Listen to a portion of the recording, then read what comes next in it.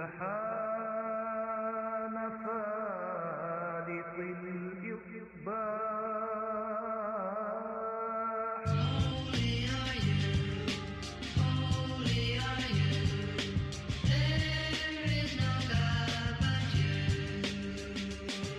Put you in the camel clutch, crack your spine like the Dutch. Sideline, ringside, paralyzed, fuck a crutch, cause you're gonna need a wheelchair. Then I mean with the overkill, smash your baby face with a steel chair. The square circle, you'll get killed there. Black and blue when you turn her purple, leaking red when it's spilled there. Ain't Bill Fair, catching heat with the crowd. Just another vicious heel down the cheat and he's proud. Hear the screams when allowed. The reading out his palms, fuck your book of songs. When the dirty Saudis dropping bombs, ain't police with batons, but he's pro-martial law. You speak infidel, catch a partial to your jaw, bowing down to a law. Just pray you're not a victim. Equipped with a stable just in case he's got a stick him. No title when he strips him, he'll vacate the champs. All right, Hameen Army, you are looking at Ben Hameen's office view for the week. Our head honcho is away. He's plotting. He's planning. He's getting that takeover of Venezuela ready to go. But no worries. The Monday Locker Room is still live with RBV in the driver's seat. We got a very special one coming at you here today, ladies and gentlemen, because the Monday Locker Room, MLR is WAR. We have got a very special guest joining us here this afternoon. One of my absolute favorites, one of the best dudes in the business of professional wrestling. Guys, check this out here. For a quarter of a century, nearly a quarter of a century, let that sink in. He is the owner, promoter of WAR Wrestling. I don't want to say outspoken because it's a bit cliche, but he is the real deal. Tell it like it is, Mr. Big Tom Williams. Brother, I got to let you loose, let you out of the cage there, hit the unmute there. Welcome back to the platform, my friend. Hey, how are you, man? I'm doing good. Man, it is great to be here with you. We're gonna bring the heat with this Arctic blast, brother, that is hitting us here. I mean, just not in the Midwest, but pretty like 50% of the United States into Canada. But definitely, we got a little OHIO takeover here. I'm in Cincinnati. You're at Lima. We're dealing with this snow. You know what? First of all, we got a lot to talk about. Business of the business, as I said, real deal with you. Where the hell is Lima, Ohio, for everybody out there? Well, here's how I describe it to everybody. If you're a pro wrestling fan, it's actually Al Snow's hometown. And it's basically in between Toledo, Ohio, and Dayton, Ohio. So if you go up I-75, basically from Detroit to Cincinnati, it's basically on I-75. One of the things we're actually famous for, whatever it is, we actually build the M1A1 battle tanks. And we actually have a oil refinery here. So those are growing up, it was kind of weird because they used to, when my parents used to always tell me we were like second or third on the bombing list if we ever went to World War, because we have an oil refinery and we build the M1A1 tanks. So yeah, that's you're talking about a scare tactic. Hey, let's be good today because guess what? We're second or third on the bombing list or whatever if we ever have a World War. I guess that is perfect right there in the northwest quadrant of the OHIO, and yeah, perfect that you guys might be a target for WAR to break out because you are the home of WAR Wrestling. I didn't know about all that other awesome stuff. You got the tanks rolling out up there. You guys ready to take care of business. But what I do think is very, very cool, man, is they're in Lima, Ohio. You've got a great product. You've carved your spot in history there for the community. You guys are pretty much like the go-to show. You are the pro sports franchise of the area up there with WAR Wrestling. We've built a brand, that's the one thing that I stress to a lot of people or whatever. We built a brand over the years. We've done a lot of charity work over the years. So, when other companies are looking for a source or, something like that, or somebody that's, a little bit different, we think a little bit outside the box. We've donated over the last 22 years, we've donated like $600,000 back to the community through charity work and fundraisers and ticket donations and that sort of thing. So I think that's one thing that kind of maybe separates us from some people that run other promotions is we're doing it for the community. It's more of a community type thing. Me and my wife have actually not ever paid ourselves. We've never made a dime off of the business. Everything has went back into the company. And we're going on 20 years of us not ever having to put in any of our own personal money into the company. So I think that's one of the big things that, is a little bit different from us. I don't have anything to do with the shows no more. I'm not a manager no more or anything like that. I'm strictly behind the scenes. Well, so you're not out front. You're No, still I mean, there in the trenches, the gorilla and all that. Yeah, I'll be honest with you. I tried to go out there again. We actually, I managed a tag team called Delivery Inc. And we were the Scrunal Postal Workers. And I went out there. It's been a few months ago or whatever, and I just didn't feel it. It wasn't there.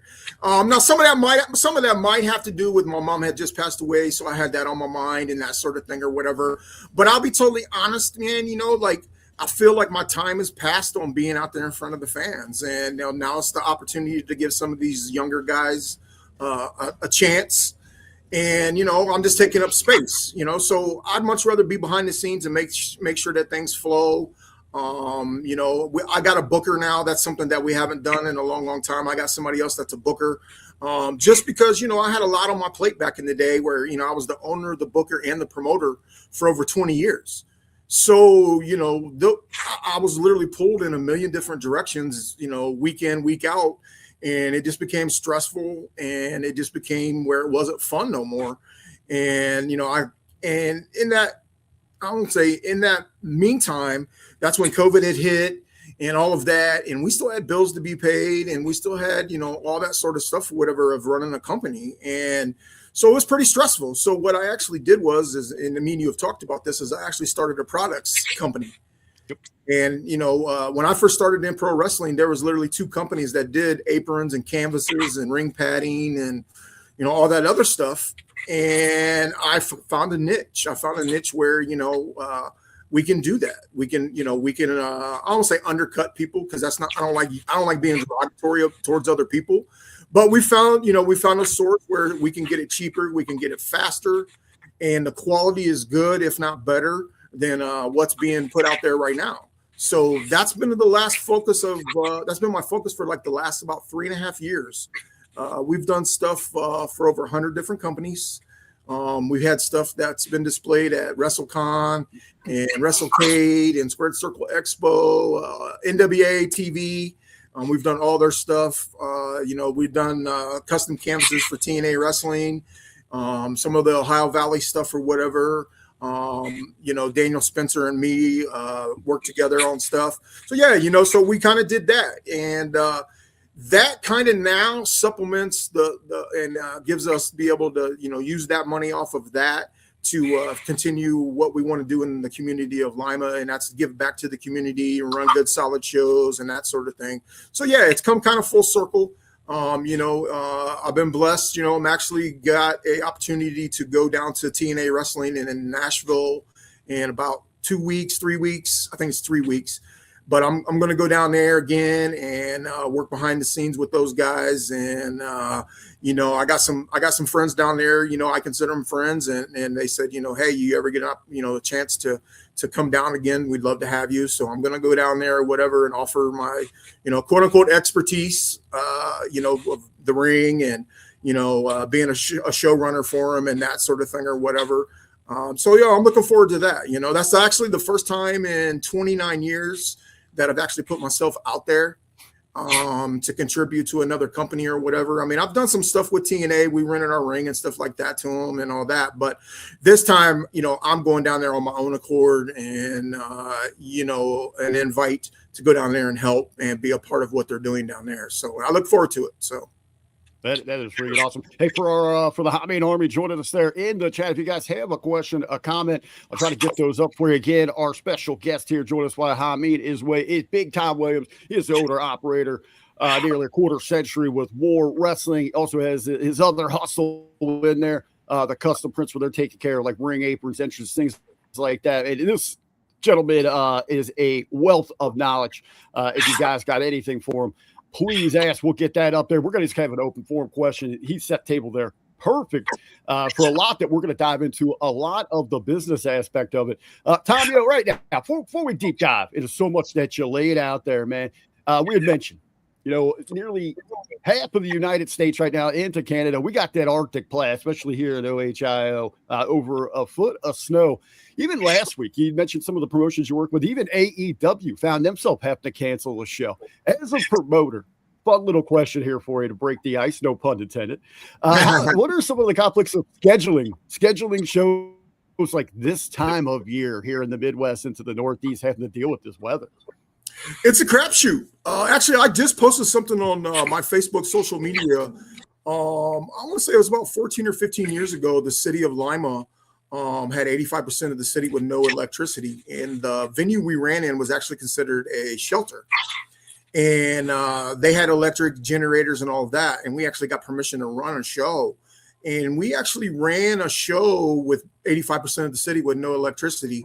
And we drew over 400 people. So it's a tough call. I'll be honest with you, because, you want to keep the fans safe. You want to keep the performers safe. We got wrestlers that are coming 4, 5, 6, 7, 8 hours, one way. And on top of that, who's really wants to get out into the freezing cold or risk, being put in a ditch with that. So I think it's a tough call. I can honestly sit here and tell you, in the 23 years we've been running shows, we have only ever canceled one show, and that actually had to do with the gym floor being redone, and they didn't have a tarp in time to cover the floor. But the funny thing about that is now the venue we run in, they just actually put down a brand new gym floor. But me thinking ahead and me thinking like a businessman or whatever, like I'm not going to, put that into other people's hands. We actually have tarps now, professional tarps that you see on any gym floor.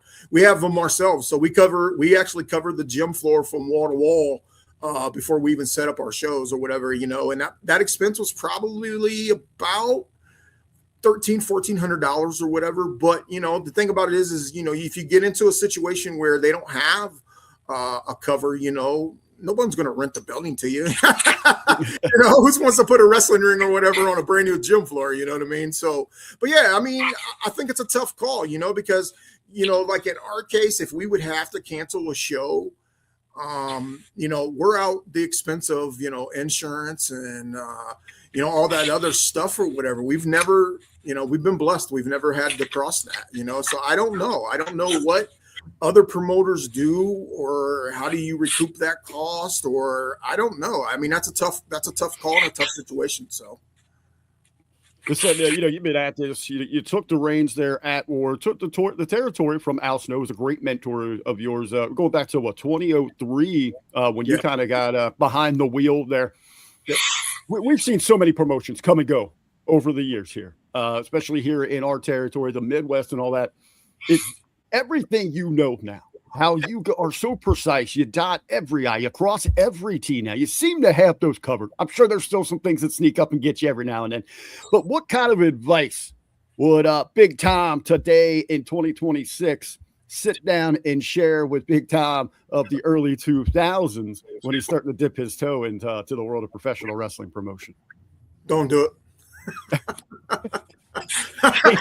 Actually, I'm being honest. I'm being blunt and honest. I've told people this before. If I could go back in time, I probably would have never done it. And the only reason I say that is because, to be able to do a successful show, a show that makes money, a show that, the fans want to pay for, there's a lot of work that people just don't see. To be successful on any level, to make money, to be seen as a giving back to the pro wrestling community and the fans and this, that, and the other. I can sit here and tell you right now that it's not for the weak. It's not. I've been, and since we're going to be serious for a moment, and I'm going to tell you, I'm going to be blunt and honest about things or whatever, and I'm going to tell you, straight up from me as a man and as someone who's been doing this for 20 some years as a promoter. About 3 years ago, I was going through some mental stuff within the business, and I was struggling, and I actually told my staff and told everybody that, I'm taking some time off. And we had set it up. I have a great crew. I wasn't even worried about, things falling through the cracks. I have a great crew, so it was no big deal. So what had happened is I had stayed home. We was running a show, and I had stayed home. And, I was cool. I knew that, my crew was going to take care of everything. Well, something broke that we was setting up. Something had broke, and I was the only one that knew how to fix it. And they honestly contemplated like, hey, can we do this show without have him showing up? And everybody was like, nah, I mean, we can't. There's no way. We have to have this for the show. So my wife pulls up. She comes and gets me. And I remember this plain as day. I walk in or whatever, and everybody's on pins and needles. It's like, it's me. And they said as soon as I walked into the building, the aura of Big Tom showed up, and I want to be in boss mode. I want to be in control. I want to, all those sort of things or whatever. And I fixed it or whatever, and I went home. And when I went home, my mind just changed. Dogs of war. Yeah. But my mind just changed, and I don't know what it was, but I got this feeling, this darkness over me that I was kind of like, they don't need me no more. I'm replaceable. They don't need me, and that sort of thing. And unfortunately, I actually tried to take my life that night, and that's something that I think a lot of people need to hear, and a lot of people need to understand that mental health is a huge issue now in sports and day-to-day life and all of that. And it was literally to the point where I had actually sent messages out to some of the boys that, I consider friends. And I basically told them, that, hey guys, you're at the show tonight. Please take care of Christine. I love all you guys or whatever, but my time here is done. And Ripper Blackheart, Brody, be good, Brody. That's just Brody saying we're glad you're still here to have this conversation with us, that we still love you. But Ripper Blackheart and another wrestler by the name of Brandon Day got the keys to my house from my wife, and they came in and made sure that I was okay. And I was actually passed out, vomit everywhere, sort of thing or whatever. And it was just one of those things where felt like I gave 20 some years of my life to this, and it was falling apart. And a lot of people don't understand that. Brody, be good. So that was the big thing, And since that time, give me 1 second. Right. Since that time, it's gotten way better. Brody, be good. So it's gotten way better. My mental health is better. I think what I did was that was one of the things where I just had too much on my plate. And, and when you've done something at a higher level, even on the independent scene, outside of what we do, a lot of people consider us one of the best. And, in order to continually do that, there's pressure that people just don't understand, Give me 1 second. All right. Give me 1 second. No worries. Hey, we can keep it going here for you. Yeah, I'm gonna get the dog calm down. He sees the guy. Shoveling or whatever, and I'm gonna close my front door. So give me 1 second. No worries, man. We'll wait till you come back here, guys. We have got again Big Tom Williams from War Wrestling joining us here. Special edition of the Monday Locker Room is up. Ben's away. He's on a little vacay, much needed rest. But Tom just shared an early story here talking about over the years, how much devotion, how much he's put into building the War brand there, and weighing heavily, heart and soul, when he did try to step away there a little bit and feeling that maybe it had passed him by, touching deep into his heart, into his soul, contemplated taking his own life there, thinking that he didn't have it to offer anymore. Thankfully, that went awry. Still here with us, War on Tom. So let me ask you here, brother, on this. So You're talking about that emptiness, feeling that it's passed you by. You don't have this anymore. And this was your purpose, war wrestling, professional wrestling. How did you make that transition to get back to where you are today, to be involved, to realize, hey, I don't have to be as full throttle, but it's still, I'm important to it. It's important to me. Let's move forward. To be totally honest with you, man, there's a couple things that really stand out in my mind. One of them was actually going down and working for TNA Wrestling. And I'm not saying that, like I'm blowing smoke, like, oh my God, they're going to hire me tomorrow type thing or whatever, and I'm kissing ass. The reality of it is I went down there and you guys had guys like Sammy Callahan and Cody Deaner and Jake something and, a host of guys that have been here over the years down there. So, I walked in and, they kind of was like, this dude knows what the hell he's doing, like it gave me purpose, it gave me a sense of, that, they looked at me like, hey, this guy could lead a crew. This guy could lead a ring crew. This guy could work behind the scenes and make sure that things get done, so it gave me a purpose, that there's more out there than just Lima, Ohio and War Wrestling. And another thing that, that sticks out to me personally and whatever is doing the pro wrestling, custom pro wrestling products and more. In the business, the big thing for me is I had guys that didn't know me. They only knew me through reputation and they only knew me through social media that believed in what we was trying to do and that we was, going to be upfront and honest about, that we could give them a good quality product, that we could save them a little bit of money. We could, our turnaround times are fantastic, and you had guys that were willing to believe in me just off of my reputation within pro wrestling. I've told people this a million times. I have never, ever worried about some guy in Alabama caring what we're doing. I've always worried about my community, where I live, where I'm from, and giving back. And then all of a sudden I opened it up to where, I became vulnerable. I opened it up to where I was like, hey, you know what? Let's take a chance on me for once. Let's see if we can do this.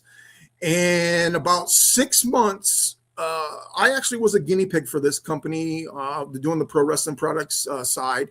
And when I got it and I got the quality, I took it to a friend of mine who actually does it for a living. He owns a tent awning company or whatever for a living. They actually do all my custom canvases.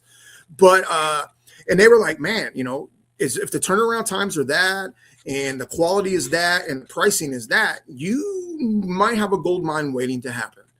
So I literally just off of social media, I put out there, hey, upstart company doing this or whatever, this is what we can do. This is what we can provide. This is our services or whatever. And my very first customer was actually a company in Texas. I never met this guy. The promotion is Texas Wrestling Cartel. And they were my very first customer. And that was 3.5 years ago. And since then, I've actually worked with over 100 different companies.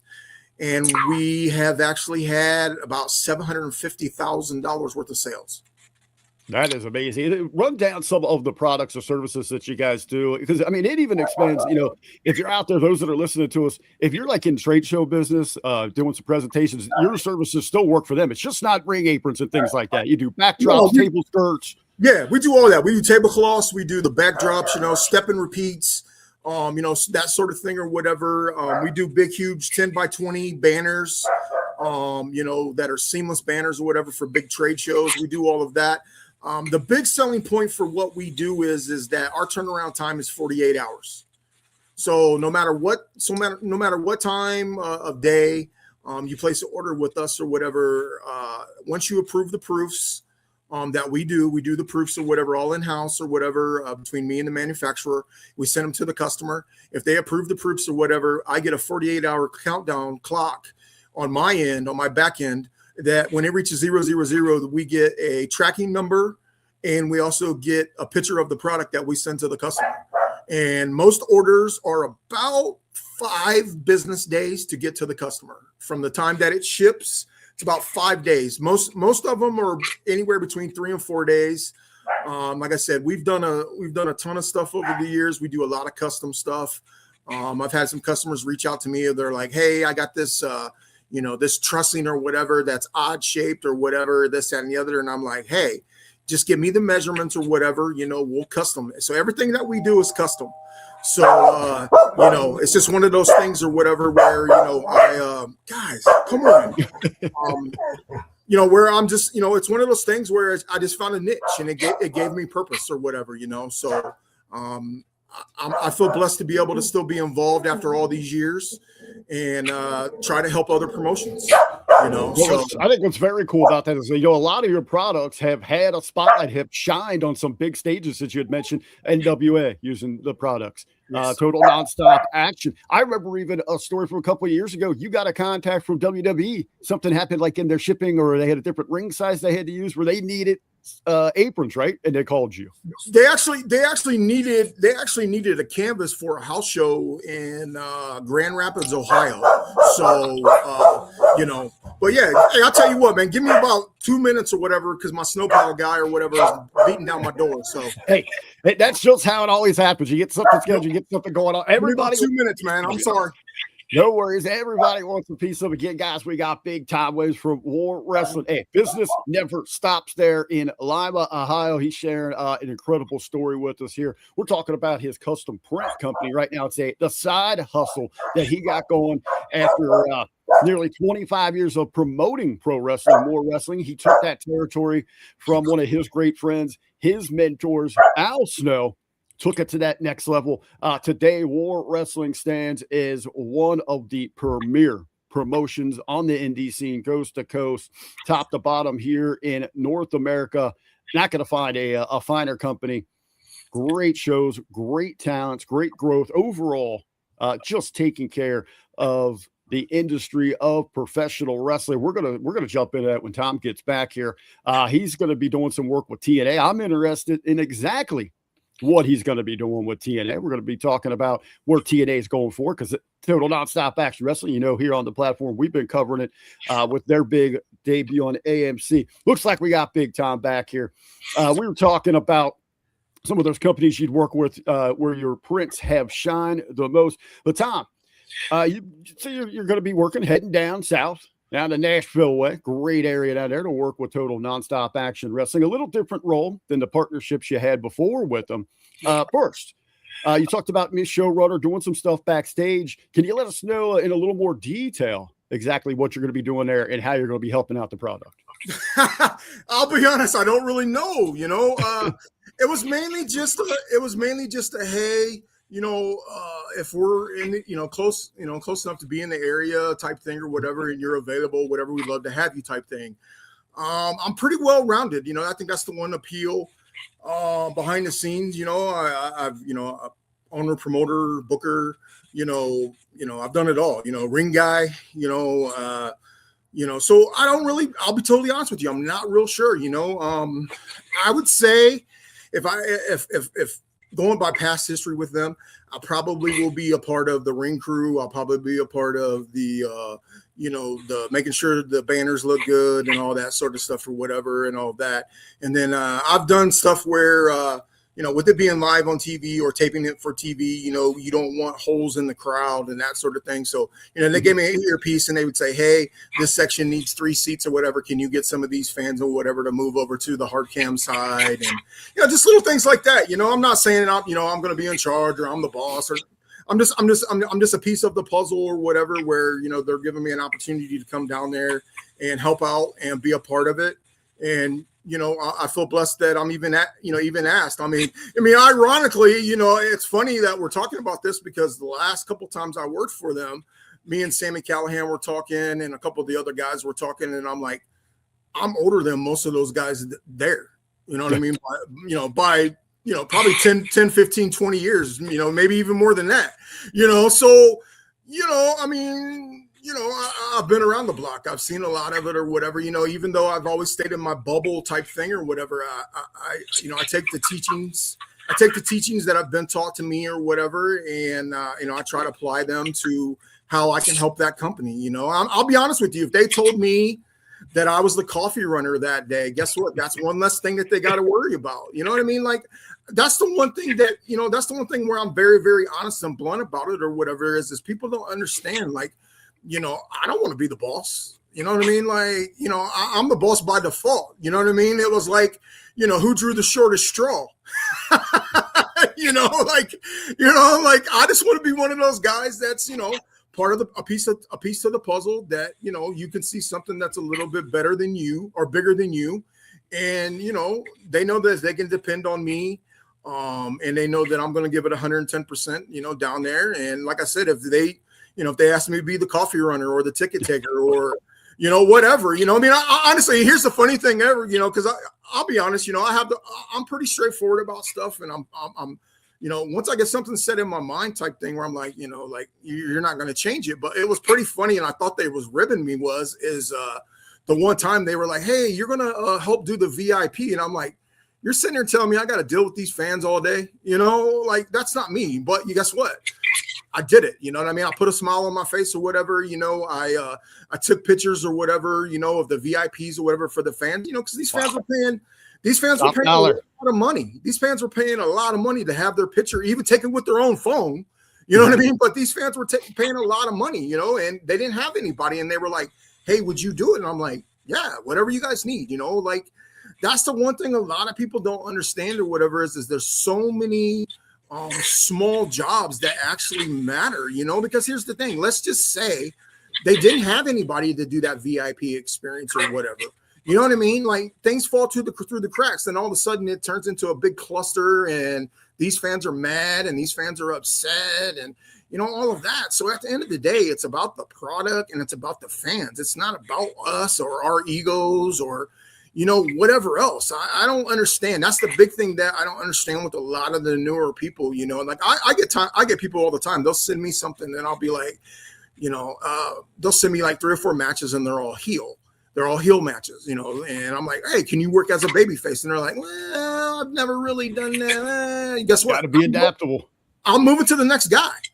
Like I'm literally moving to the next guy. So I just think at the end of the day, it's just about trying to be a part of something that you love and that you're still passionate about. Because I'll be honest with you, going down to Nashville in 3 weeks or so, it's pretty nervous. I'm still pretty nervous even after all these years because, now that, they're on AMC and, Scott D'Amore's no longer there and, all of that,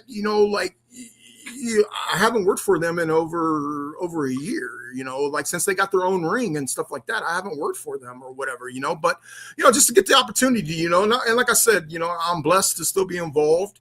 And I know there's some people there that I consider dear friends, Sammy Callahan started with us and, Cody Diener, when we used him when he came to the States and, he's still there. And, and Joey Bravo's always treated me good. Ingrid's always treated me good from Impact, the Impact days, TNA days, so I'm just going down there to be a piece of the puzzle. Like I said, I'll be the donut holder or whatever, I don't care. It's funny said because the first time I went to visit at OVW, my job was I had to go get the pizza for the concession stands. That was my contribution to the show. I also had an opportunity and honor to work with then Impact Wrestling, but Total Nonstop Action Wrestling a couple of years ago. I headed up some local promotion here in Southwest Ohio. Worked alongside one of your good friends there, Squirt Circle Expo, Ed Gonzalez. I helped get Moose and Deanna booked on the Fox Morning Show here. ESPN and all that, but when it came to the event, Ross grabbed me and said, "Hey man, I need somebody to go down there front row seat filler and get crazy down there. Have a lot of fun for me." I said that was like one of the best jobs. I got to go right down there for a pay-per-view and make sure that it just looked crazy. That we were having a blast, and we were. And it's funny you say that because awesome shot during Sammy's match where he came out. A great crowd shot that we got to be involved in to get that hype. But it is wrestling is about that special attraction. It's not necessarily the bell to bell, the move sets and all that. It's about a big event feel. You see, that's why WWE is over. You see AEW with their success with their big shows like that, these big draws. Tom, do you have any advice? Because I know and a lot of people expect what I see on television is what I should see when I go to an indie show. You guys do it so well at WAR. It looks like a big time production.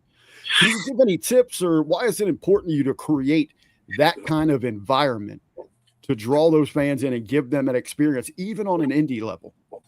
Well, the casual wrestling fan only knows what they see on TV. Mhm. And, even after promoting all these shows over all these years, I still find fans that don't even know about us in our area.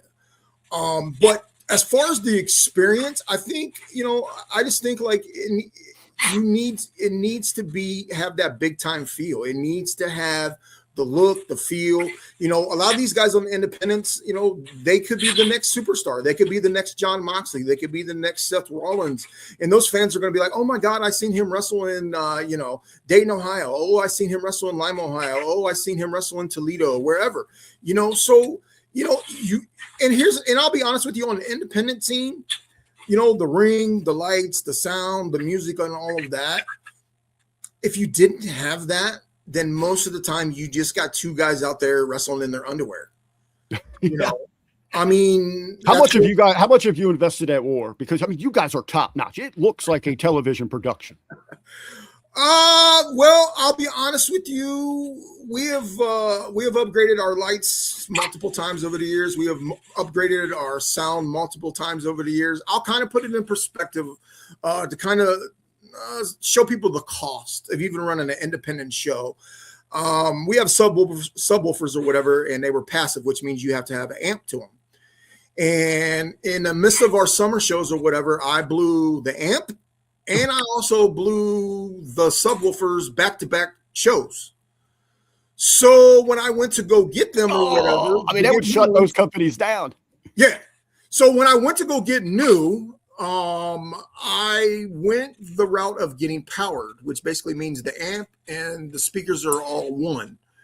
And I bought two speakers. Now, mind you, these are 18-inch dual subwoofers. So there's two subwoofers or whatever in each one, and they're powered or whatever. So I bought two speakers just to replace the old ones, and it was $5,200. So hey, that's got to be ready to go in the account, Yeah, and same way with the mics. We got top-notch mics. My one mic is over $1,000. And ironically, the funniest thing is the very first time it ever got used was actually I did a lights or a ring rental, a sound rental for Sammy Callahan's promotion, Revolver in Dayton, and John Moxley actually threw it down on the ground. How much when you're watching, the big leagues and all that, when they do the mic drops or, a mic gets thrown, like Trick Williams had and threw it out to the audience. Is it one of those things as a promoter, like you cringe a little bit? Because even me, I wasn't the money guy, but I knew what it meant to our money guys. Like, oh, man, don't do that to your equipment. Well, yeah, and sometimes it's the heat of the moment, and I get it. You know what I mean? I totally get it. But I think the big difference is a lot of the independent promotions are on shoestring budgets. They're stealing from Peter to pay Paul or whatever, So, there isn't a whole lot of extra money floating around on the independent scene, I sit here and tell people this all the time, we maintain our equipment. It costs a lot of money.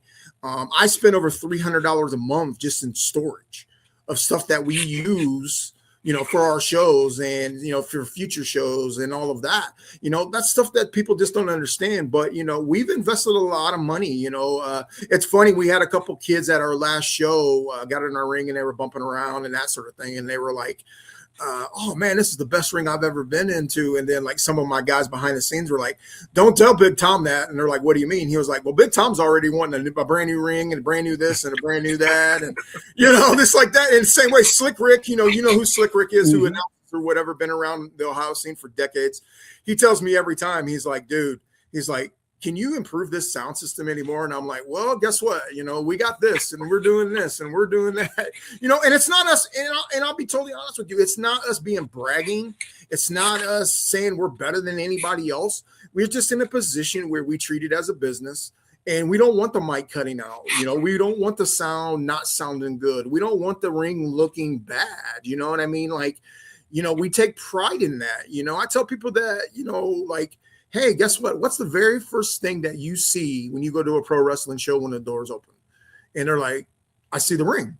And I'm like, well, why are we going to this show where there's duct tape on the canvas? The aprons are sagging, the poles need painted, the ring ropes need redone. Imagine a Broadway actor gets their first chance on being on Broadway, and then they go there and all of a sudden there's a hole in the middle of the Broadway stage and the curtains are falling down and, there's no water in the back for the talent, and, the guy that's running the Broadway play all of a sudden says, hey, we can't give you $50 tonight. How's about a hot dog and $10? You know what I mean? So those are things that we try to get people to change that mentality. I get kids now where we'll do like a dark match. What I call a dark match is like a pre-show match, and mainly we use it because we have VIPs that pay a premium price for their ticket. So we'll give them a bonus match, and I'll hand these kids an envelope at the end of the night, and they're looking at me like, why am I getting an envelope? And I'm like, did you perform out there? And they're like, yeah. And I'm like, well, guess what? Here's your pay. And it's just about changing the stigma. It's just about making these kids, these wrestlers or whatever, feel like they're stars. And guess what? What makes you feel like a star? Coming out to a nice sound system, coming out to nice lighting, coming out to a ring announcer that sounds like, he should be on MMA. Or, it's all about the presentation and the feel. Because I'll be totally honest with you, I don't think the fans care. Like, I don't have fans that are like, oh my God, I got to come to the War Wrestling Show because they have $10,000 worth of lighting that they use for their entranceway. Well, I mean, maybe not those details, but it is the subtleties because we are creatures of habit. It's what we're familiar with. So they might not know those fine details, right, but it's got to look a certain way for them to take it seriously. Absolutely. It's all about the presentation or whatever of it, because here's the thing, like going back to the WWE, AEW, all of them or whatever, like when you go to one of them shows, it's a production and the wrestling is an afterthought. I hate people, people don't understand that. Like, especially the live stuff. Like I say it all the time. People look at me like a pre. I was like WWE, TKO. They're not in the wrestling business. They're in the big event business, distribution, advertising. That's what they're there for. Right. The wrestling is the platform. It's a catalyst and a product. Exactly. And that's the whole thing is, and I think that a lot of promoters need to think that way, even on the independent scene or whatever, because, not that I want to get political or anything like that or whatever, but I think we're in some trying times or whatever. And I think we need to go above and beyond for the fans because, being stressed out and, all that or whatever about what's going on in the world, they just want to have a good 2 or 3 hours of not having to worry about day-to-day life. And, they want to be entertained. They want to forget about the worries of the world. And I think that starts from top to bottom. I tell everybody that all the time, our shows start on time. It doesn't start at 7:01. It doesn't start at 7:02. It starts at 7 o'clock. Well, guess what? We open the doors at 5:30. So we have to be entertaining these fans for an hour and a half before the actual show starts. So, you got to do little things or whatever. You got to do VIPs and autographs and pictures and do all those sort of things or whatever, because we're creating memories for these fans that are paying their hard-earned money. And, even sponsors, I get sponsors all the time or whatever, they'll come on board and they'll be like, hey, I want to do a show. And then they'll come to the show and they'll be like, wow, you guys, you notice all the small things that matter, and the wrestling is an afterthought. And I'm not saying an afterthought like, oh my God, it sucks. I'm just saying about, the production side and how things flow and how things are put together. And, we're pulling on emotions and we're pulling on pure raw, emotions of what's going on. And if it wasn't entertaining, most people weren't coming back. I'd like that you bring up there when you're talking about sponsors and that, because I know you've spoken a great deal about this through your social media. Everybody out there, follow Thomas Williams on Facebook. A lot of great content, conversation there. Also War Wrestling at facebook.com/War Ohio. But you talked about, I don't say the struggles, but difficulties in establishing, building, and maintaining that business-to-business networking, those sponsors, if you will. Because, right now the important thing is it's all about that ROI, baby, proving return on investment. You talk about, and you've seen in all your years with it, we've seen a lot of different trends come and go. What sort of philosophy strategies are you employing now in 2026 for your different brands that you have? One thing that I'll be honest that I'm behind on is social media as far as like streaming and that sort of thing. That's something that I haven't concentrated on over the years or whatever. I've always worried about the live fans that are physically at the shows. But as far as sponsors, I think it's just about them seeing a bigger platform as far as like, giving back to the community and working with organizations like Big Brothers and Big Sisters. And like our home venue now is actually a Boys and Girls Club, so we donate tickets to the Boys and Girls Club, these kids that are underprivileged and that sort of thing. And just to give them, a little bit of a break from day to day. I can't speak for other promoters, but I can say for us, a lot of our sponsors and longtime supporters are people that actually know me on a personal level. They've known me over the last 20 some years. I live here. I'm seen going to Walmart, you know what I mean? And that sort of thing. So they know me on a personal level, but they also know that how much we've given back, how much we do for the community. And that's one thing I can very, very stress or whatever. I think if you break it down of being a community thing, and that I think a lot of people are more apt to help you. I'll give you a good example. For years and years and years, I resisted having fans be sponsors. Okay. And what I mean by that is you've seen that's the popular trend, sponsor right, wrestlers. Absolutely. Absolutely. I resisted it for years and years and years and years. I mean, I'm like, they're spending their hard-earned money or whatever. They're buying merchandise, they're buying concessions or whatever. We should be good. Well, then when COVID hit, we lost over $50,000 in income during COVID, and we still had bills to pay. We still had our storage units. We still had, at that time, I had bought some new mics that, I was paying monthly payments on through, one of my business accounts. So we still had, and unlike a lot of people who run shows and all of that, and I will stress this or whatever, we don't use our personal money to run shows. Like I've said it a million times over the years, and people will say bullshit. And I'll be honest with you, I got proof. I can sit here right now and tell you, in almost 20 years, we have not put in one red cent of our own personal money to run a show. And that's strictly because we learned a valuable lesson 20 years ago where we did do that. And I actually made an honest mistake and put our personal money into it to pay the bills at the end of the night. And the wife looked at me and said, "Hey, do you got the mortgage payment?" And I'm like, "Oh crap, no, I don't." Well, guess what? The draw was down. The draw was down that night. Guess what? Who had to eat that on the chin? I did. So from that day forth or whatever, and it's been almost 20 years, I don't handle none of the money. I handle absolutely zero money for the shows. My wife takes care of it. She handles all that or whatever behind the scenes and all of that. But as far as going forward, what we're talking about with the sponsors, a lot of sponsors, they want that return on investment, but they also want you to,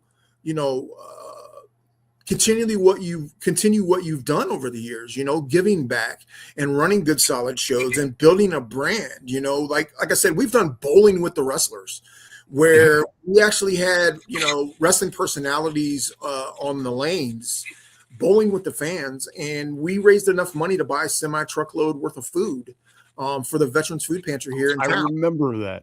Yeah. We did softball, where we actually got my wife out of retirement or whatever, and she played softball or whatever, she did softball all the way through elementary and high school and all that. And, we did we did softball, and it's just about being seen and knowing that, these businesses, when they give you their money, like you're not pocketing it, they see the return on that. They see the advertising, they see the social media posts, they see, the mentions on local radio, they see all of those sort of things or whatever. And like I said, they know me on a personal level. So I think it's a little bit different. I'll be honest, I'm not the greatest.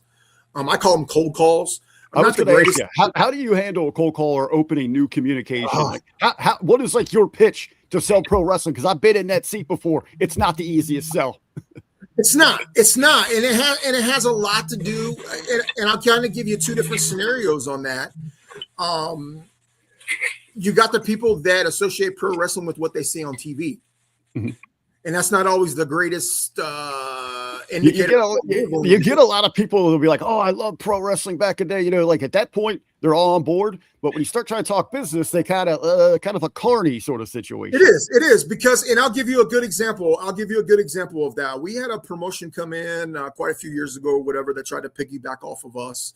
And a couple guys or whatever wanted to run shows. They were a couple of local guys that, you know, we had befriended over the years and that sort of thing or whatever. Well, they got it in their mind that they wanted to run a show, and they hooked up with another promotion to run some shows. They even ran in the building that we ran in, you know, and they just did some bad things. And, you know, I'm not here to dwell on it or whatever. It is what it is. They're long gone or whatever. But to this day, like 10 or 12 years later, I'll run into a business owner and they'll be like, hey, are you guys affiliated with that promotion that ran that charity show?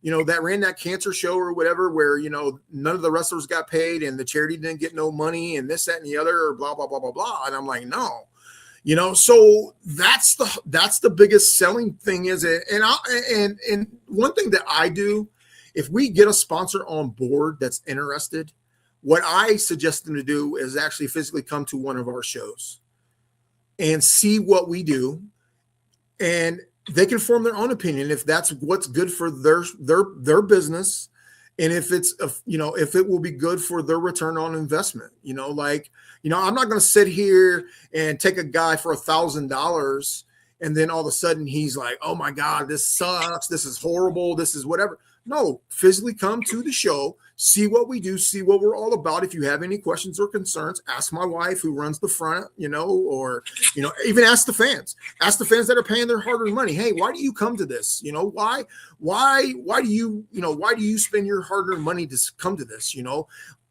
Or even, you know, I'll even suggest go ask one of the other sponsors that support us. I love that. Let the product talk for itself. Absolutely. Because guess what? I'm not going to say, even if my product sucked, I'm not going to be like, oh my God, give me your money. But hey, we suck. We don't draw no fans and I'm ripping you off and I don't pay the talent. No, like it doesn't work that way. Like, you know, pro wrestling is all smoke and mirrors. We all know that. Pro wrestling is, you know, what you said earlier, carny. That's where pro wrestling started, was a carny. It's a con. It's entertainment. It's this, it's that. So guess what? You know, like, change the mentality. Let the people decide what they want.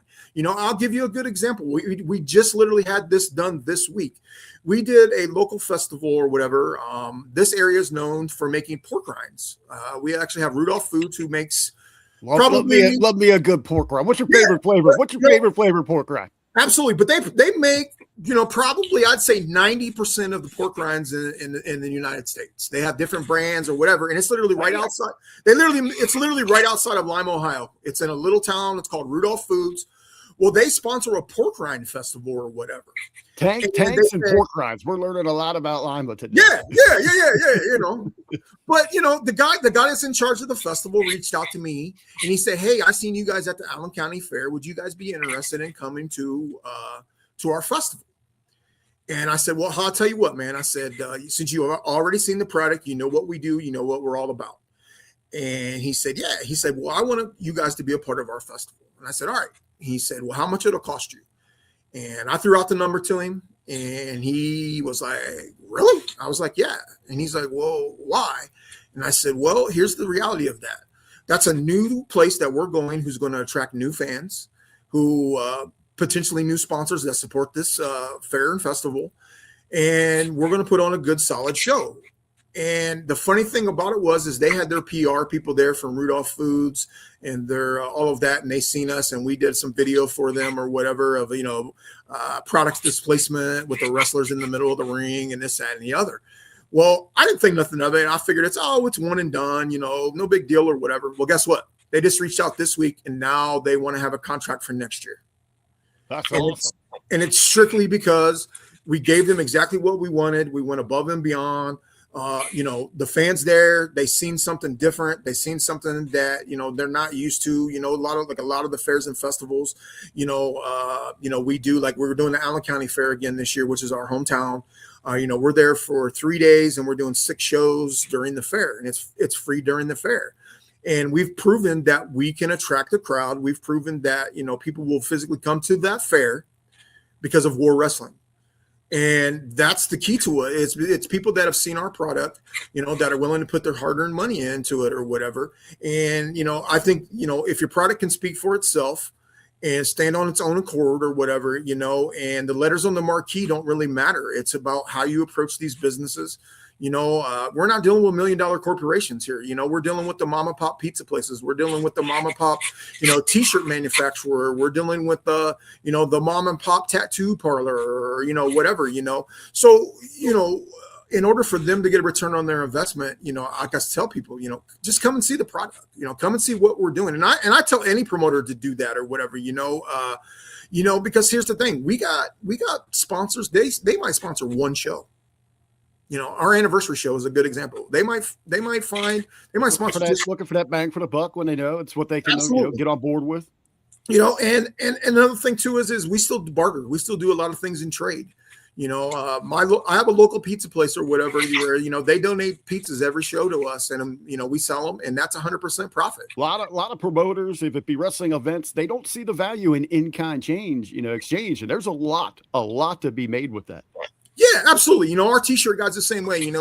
We order t-shirts pretty much every show we do. We'll put out a new t-shirt for the fans or whatever, and he'll discount, the cost of it or whatever, where, if we sell, 20 shirts or whatever, that's 100% profit, that's going back into the company, but yeah, I think anything like that, we actually had a drive-through back in the day sponsor one of our shows, and they donated like all the soda to the show. They donated all of the soda to the show. Well, guess what? That's less money that we got to fork out. All profit for you. All profit, So a lot of people don't understand that, and I'll be honest, I think a lot of promoters and promotions devalue a comp ticket. And what I mean by that is we comp tickets. I'll be the first one to tell you this. There isn't anything that goes on in entertainment that isn't comped. And if you say otherwise, I'm going to call you're a liar. They are. But, that's not – I mean, you're giving away that seat, but they're going to get concessions, hopefully merchandise, those other split the pots, maybe the other gimmicks that you're running. There's value there. Absolutely. And here's the key to all of that. If the product's good enough and it'll stand on their own, they will buy the next show. Because they're going to be emotionally invested in what we're doing, and they're going to want to see what the outcome is of that match that left them like, oh my God, what happened to Crash Jackson or whatever? He just got beat up, or, why did Beastman turn on his guys? Oh my God, we got to come next month. You know what I mean? It's about them being emotionally connected to the product and it being bigger in life. It's, like at our show, the fans are literally the front row fans are 7 feet away. They're 7 feet away. So they get to see it. They get to hear it. They get to feel it. They get to see the energy and all of that. It all starts from the moment the doors walk in until that last bell rings and they go home. It is all about the experience. And a lot of people don't understand that. A lot of people don't understand. They just want to go out there and wrestle. Well, guess what? Wrestling isn't what's being sold.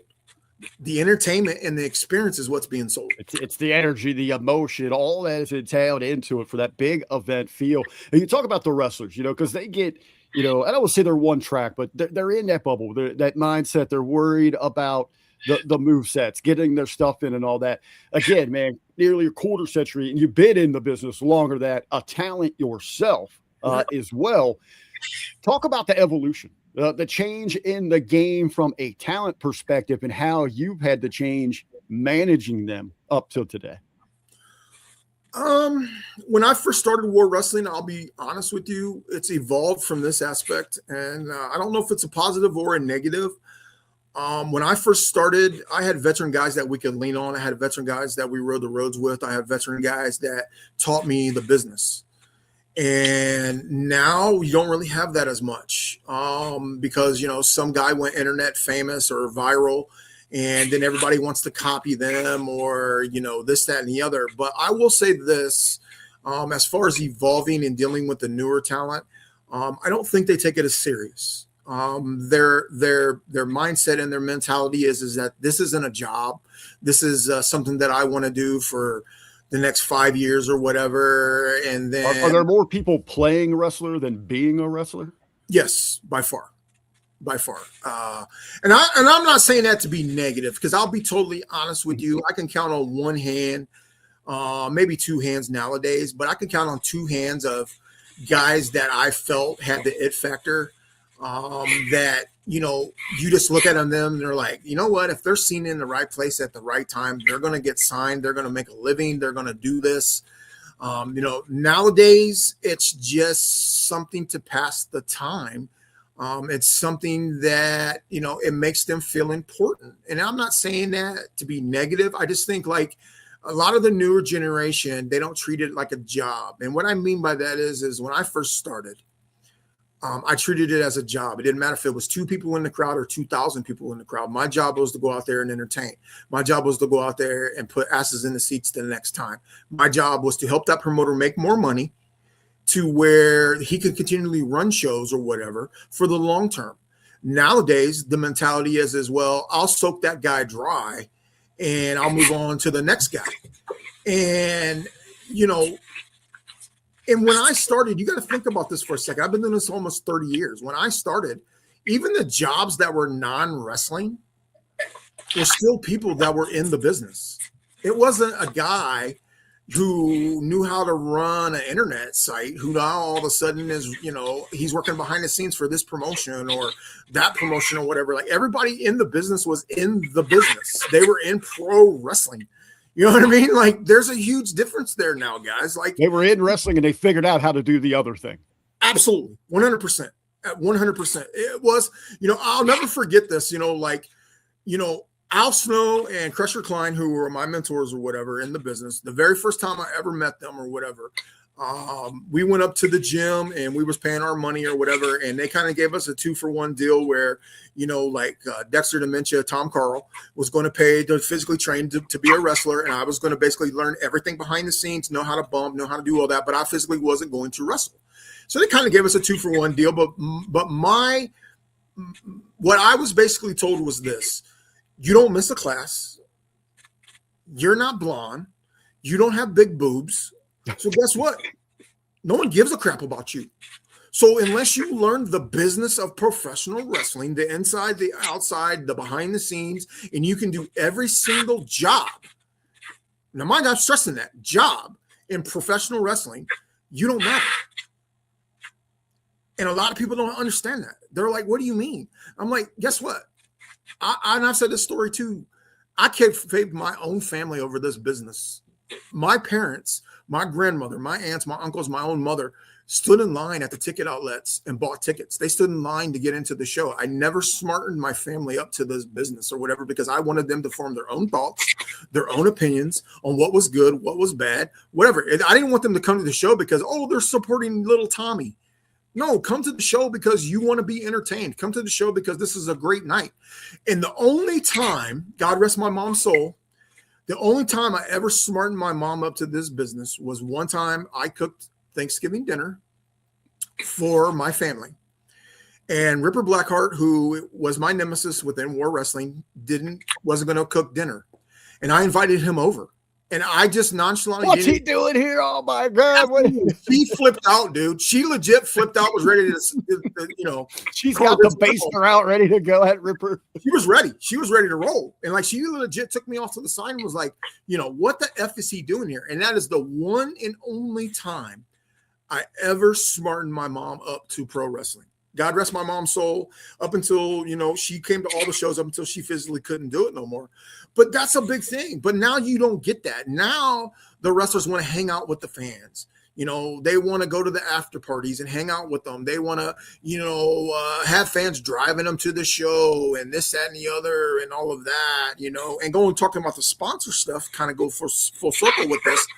When I told you I resisted all of that, and when we had the COVID stuff, I had fans that physically was like, hey, I'll sponsor a wrestler if it makes it easier for you guys, you know, to continually run shows or whatever.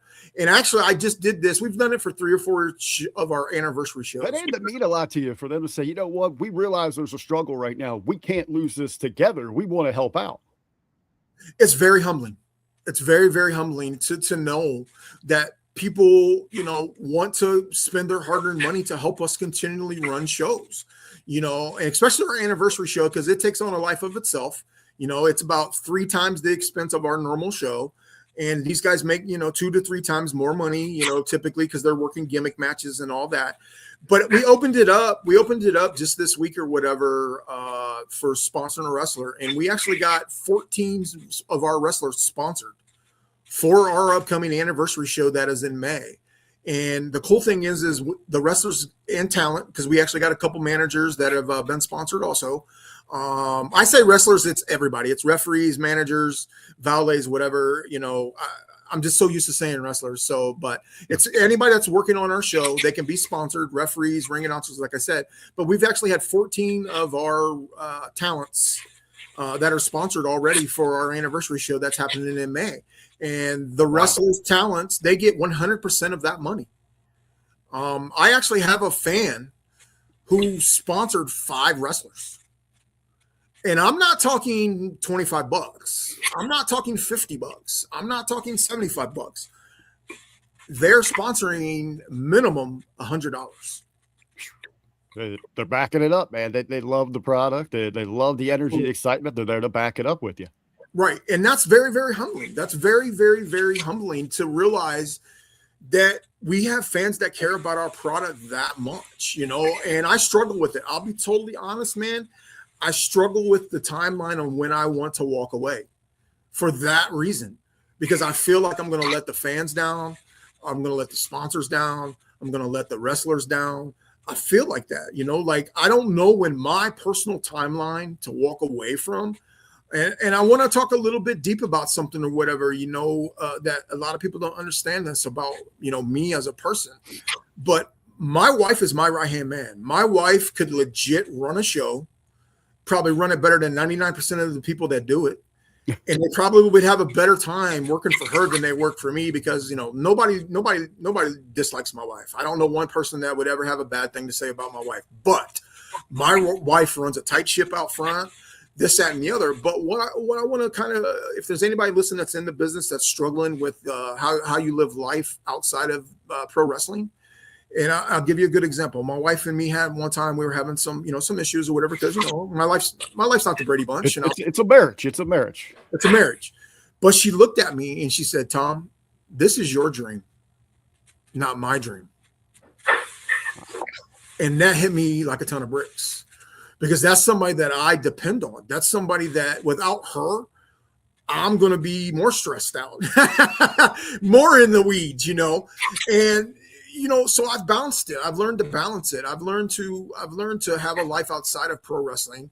And that's why I said I have a great team. I can physically not be at the shows now and realize that the lights, the sound, the ring, the concessions, everything's going to be aside from the talents. How many do you have on staff? Because you are unique in this, like where you have a ring crew, your setup crew and all that. You don't rely on the good fellas and sisters showing up early, to get there early, hot dogs and handshakes. We need everybody, all hands on deck. So you don't want the talents to do that. They are the talents. They are the talent.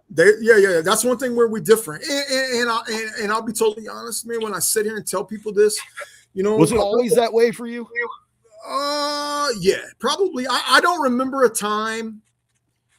Of actually where the talent was part of the ring crew. We've had some guys that have done it, and it's mainly because they work behind the scenes with us a little bit more. They just don't show up or whatever. But I don't ever remember a time of asking the guys, the physical talent, to be part of the ring crew. We have done it. I'll be, I'll be honest because I want guys. I'm stressing this or whatever about the way we do things or whatever. But like our anniversary show is a different beast, and we actually have had asked the talent to maybe like put their chairs away.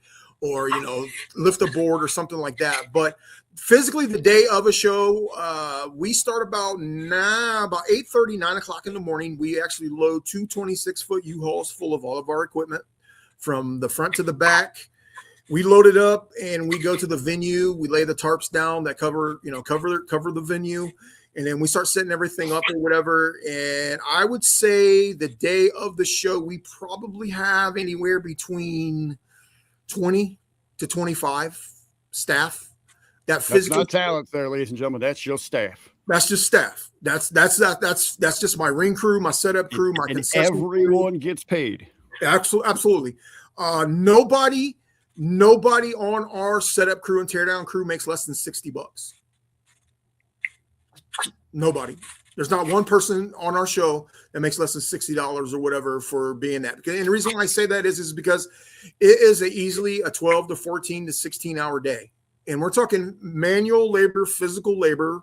You know, these guys and girls their job is to make the wrestling look like a show. Their job is to make the wrestlers look like $1 million to best of our ability, you know, the lights, the ring, the sound, the whatever, you know, and I'll kind of put it in perspective or whatever when I tell this or whatever, you know, because I have a couple guys that work for me for a very, very long time. And one of them is actually AJ Rinaldi.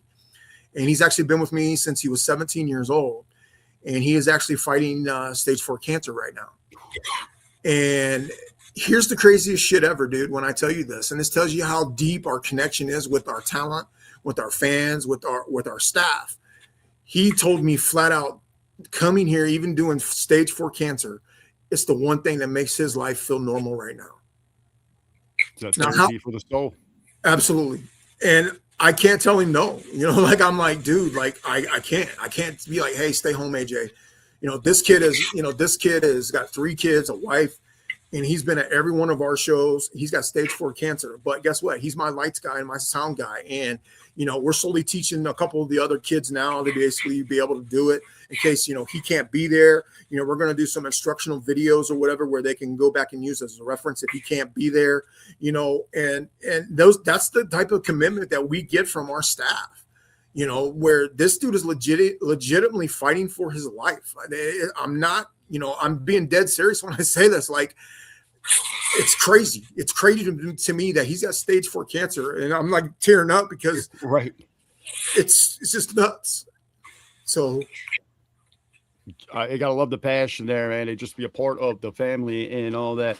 On the home stretch here, Tom, is one of your goals for 2026? You've been very vocal. Hey, again, everybody, Facebook.com at War Ohio, or you follow Thomas Williams for those great posts, a couple of them a day. You put it all out there, and it's great conversation. But one of your personal goals for 2026, and as you said, you know, you're going to go work for Total Nonstop Action. You want to get out there a little bit more for yourself. You told us here today, you regularly admitted, man, you've been living in that Lima bubble, that war bubble. Are you watching a lot of the other product now, or more than you were, to see kind of the overall landscape of wrestling? Yeah, I'll be honest. I don't really watch a whole lot of WWE. I don't really watch a whole lot of AEW. You know, I'll catch some videos online. I follow a lot of the independents still. You know, like, you know, I'm not being derogatory when I say this, but I follow TNA. You know, to me, yeah, they're on TV or whatever, but just being there, it's a very, very, to me, it's a super indie with a very, very big budget. What'd you think about their debut on AMC? That deal. I mean, a lot of the critics, man, they got hammered for that debut episode. It wasn't perfect, but I enjoyed it. But it got better last week. You got any thoughts on? I think the critics need to come there and work for them one time, and maybe they'll have a different perspective. You know, there's only so many things that you can control, and you know what, it being live and this and the other and trying to put their best foot forward or whatever, you know, at the end of the day, they still got a budget. They still got, you know, things that they got to do or whatever. They don't have, you know, they're not printing cash in their basement or whatever, you know what I mean? Like, you know, so I think the critics can always have an opinion. There's nothing wrong with having an opinion about it. You know, the critics can basically say, hey, this could have been different or that could have been different or this and the other or whatever. But, you know, until you walk into someone's shoes and the amount of pressure that they have, you know, they didn't instantly hire 25, 30, 40, 50 new people or whatever to, you know, do those jobs. You know, a lot of those people that are working behind the scenes are multitasking. A lot of the people behind the scenes there are pulled in a million different directions, and you know, something may fall through the cracks. You know what I mean? Like, you know, I say it. You know, we all try to run a tight ship or whatever, and you know, like, you know, there's stuff that I'll forget. You know, and I'm sitting there thinking, you know, even like 2 shows ago or whatever, great example was, you know, AJ, who we were just talking about, couldn't make the show. He had a prior commitment. He couldn't make it. So I ended up being the light guy. Well, I failed to realize that we actually had a new lighting program that we're using. I had never ran it. So literally, I'm like, learning on. Hey, well, they got to learn how to work on the fly, right? That's what they call it. Right, learning it on the fly. Here I am, the quote unquote boss. So I think a lot of people being critics or whatever, you're always going to have, the couch critics or people in the industry that think they can do it better or whatever. I tell everybody all the time, we all think we should have been signed yesterday. We all think we should have been making a living doing this. So we're always going to be having an opinion about it. But the reality of that is, they're still our peers. They're still our brothers. They're still within the pro wrestling industry or whatever. So it's flabbergasting to me on how someone that can be in pro wrestling or whatever, all of a sudden they're like, oh my God, that sucked, or, or this sucked, or that sucked, or, I can do better, or I can do this and I can do that. Well, you know what? Guess what? Volunteer your time, take your ass down there to that venue and see if you can make it better for them. The reality of it is a lot of the people, like I said, with, any promotion that's on TV, contracts or whatever, they have a small staff, like they don't have, 500 people behind the scenes. I seen a stat a while ago. You may have read it too or whatever, but I seen something like with AEW when they do their big shows or whatever, they have like 200 people behind the scenes. That's unreal. That are helping them. Like, I don't know if that's true or not. I'm just trying to think the logic. Like, what the hell are all those people doing? I don't know. I don't know if that's like, the ring. We count every caterer, who's right. I don't know. But I read it on a blog or a wrestling blog. I read it on a wrestling blog, and I don't know if it's true or not. But it got me really truly thinking about it, because like what you said earlier about, how many people do we have at our show on the staff? Like how many shows do you go to where it's the promoter, the promoter's kids, the promoter's wife, and maybe one or two of the promoter's buddy, and they're the setup crew, teardown crew, they're this, that, and the other or whatever, and that dude is just literally beat to death at the end of the night. And then when he counts, the receipts, he's lost money. He's lost money. So in order for us to be able to go out there and perform, and in order for us to go out there and, feel important, like I tell people all the time, like pro wrestling is a bunch of misfits or whatever. It truly is. It's a bunch of people trying to find their way in life. And pro wrestling is the one place that accepts everybody or whatever, So, it's just one of those things where, I feel like sometimes I should write all this stuff down and, maybe publish a book someday, type thing or whatever. But it's stuff that I've just learned over the years. Like, I want people to learn from my mistakes. I want people to realize the good, the bad, and the ugly, because pro wrestling on an independent level isn't what it's cracked up to be or whatever, like it just isn't. It's a grassroots effort. It's a stepping stone for these guys to get, their feet wet, to learn the business, and in order to, possibly make it.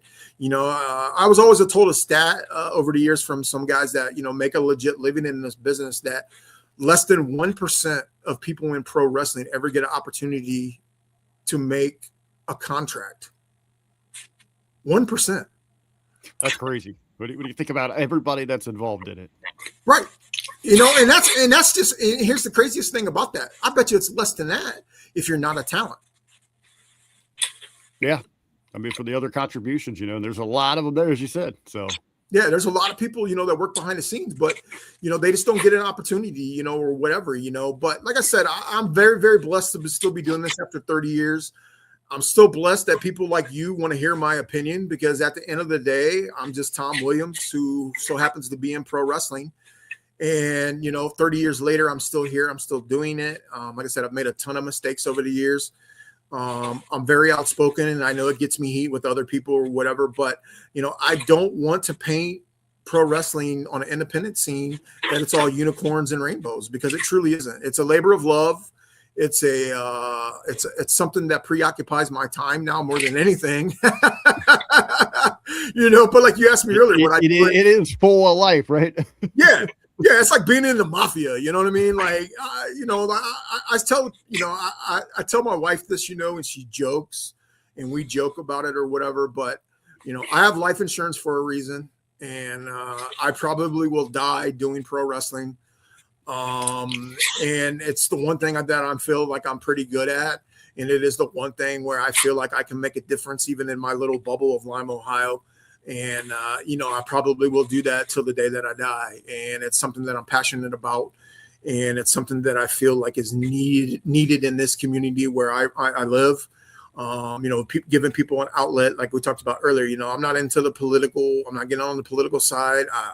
I'm Switzerland, but I want to give people an alternative. I want to give people an opportunity to come for those 2 to 3 hours, forget about their worries of the world, and just have a great time and realize that there are people out there that genuinely care about their community, care about the people, care about the wrestlers. I had a kid just this last week or whatever. He wrestles for me. He had posted some cryptic stuff, stuff that I'm kind of like alarmed about or whatever. And most of the time when people post stuff like that on social media, it's a cry for help or they're just frustrated with life or whatever. And I instantly seen it. And I reached out to him and I said, hey, what's going on? I'll lend an ear, tell me what's going on. And, ironically, it was over a girl, which I get it. We all want love. We all want acceptance or whatever. But I was a little bit more at ease knowing that it was over a girl than, some other drama or anything like that. But now it's my time to give back. Now it's my time to try to make the business a little bit better, even if it's, in my little bubble of Lima, Ohio. When guys, talents, women, the ladies, come work for us, we treat them good. We have catering and, we have water and, and I'll even use my own self as this or whatever. Even like our crowds have been down more than normal. And, and I question it and I wonder why. And I contributed going back to the times that we're in. A lot of people were worried about going into a big event for many multiple reasons that we all hear about every single day and this, that, and the other. There's a multitude of them. Right. There's a host of them. I mean, we can make a list of all the stuff that people were legitimately worried about. But on top of that, I'll use myself as an example. I got my electric bill, and on your electric bill or whatever, it tells you what your bill was last year compared to this year. My electric bill, I live in the same house. We don't touch our thermostat winter or summer. So it's set on 68 year round. It's whether it's heating or air conditioning. Okay. My electric bill was $100 more per month. So imagine that if someone's on a fixed income or someone that, works or someone that doesn't have that disposable income, they have to make choices now, whether or not they're going to put food on their table, buy their prescriptions or whatever, or a night out of town on the town, like those are crazy, crazy times. Like I never thought that we'd have to worry about that. And when it hits yourself, when you physically see it yourself, like, oh my God, my gas bill is $100 more. Oh my God, my electric bill is $100 more. That money's got to come from somewhere.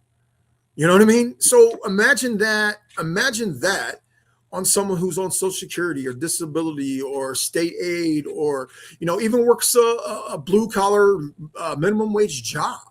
You know what I mean? Like we're in trying times here, guys. And that's the one thing that I say about a comp ticket. Like I'll comp a ticket to a family. I have no issues with that. Guess what? I'd much rather that family come to the show, have a great time and forget about their worries of the world. Because guess what? Them kids are going to look at their parents like, oh my God, they took me. They don't want, and I'll even use myself as an example. I grew up dirt poor. I remember not having Christmas. I remember all those sort of things or whatever. So guess what? Parents don't want to acknowledge that because they don't want their kids to think any different because there's enough pressure in this world. Yep. And that's one thing a lot of people don't get and they don't understand or whatever. And I want to be a beacon of that within, the pro wrestling world or whatever, like don't worry about the money. The money will come down the road. And I'm blessed to be able to do this 20 some years or whatever, and we're okay with that. And I understand the struggles from stealing from Peter to pay Paul. But yeah, and I love these platforms because I can't speak out about it or whatever. And you know what? Even if someone totally disagrees with me, let's just say that they're like, oh my God, he's so full of BS. His eyes are brown. But by the way, my eyes are blue. But, the reality of this is I want them to think about it. I want them to think about, like a family that's coming to the show that's dropping $80 to come to see our show. And then they want concessions and they want this. So we actually did a thing where our second row seats now are $5 less. And we did a thing for 2 weeks online where general admission tickets to our show was $5. I saw that. Yeah. Yeah, I just want people to come and have a great time. I want people to come. So guess what? If it prevents you from buying a $20 ticket, well, now all of a sudden you can buy a $5 ticket to our show. Guess what? That's less than going to a movie. And a lot of wrestling fans don't have a whole lot of disposable income. So, we got to go above and beyond for the fans. And we, like I said, our crowds are down. I'll be the first one to tell you guys this. We're not drawing the crowd that we did even 2 years ago. I would say our crowds are down minimum 100 people. Right, that adds up. I mean, that's so 100 people, even buying general admission tickets to our show, 100 people at $10 is $1,000. Well, guess what? 100 people buying concessions and gimmicks and 50-50 tickets and all of that. So we're probably down in the range of 2,000 minimum probably per show. But here's the reality of that. Everyone's still getting paid. Everyone's getting their normal rates. Everyone's doing all of that because, we got sponsors that, we lean on. And, by the grace of God, Pro Wrestling Products and More is supplementing the income right now because I know eventually it'll turn around. I know eventually the crowds will be back. I know all of that. So it's not like, and that's where it goes back into what we had talked about earlier about where, I don't want to abandon the fans. I don't want to abandon the wrestlers. I don't want to abandon that bread and butter, man. Yeah. Right.